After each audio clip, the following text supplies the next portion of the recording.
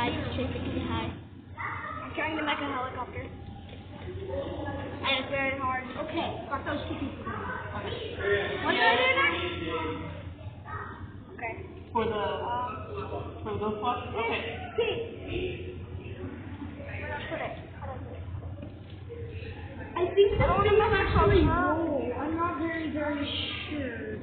It's a glue an elevator to the underside of the left engine.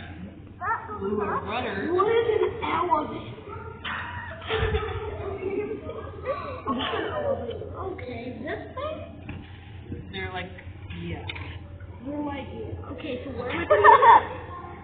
To the glue an elevator to the underside of the left engine.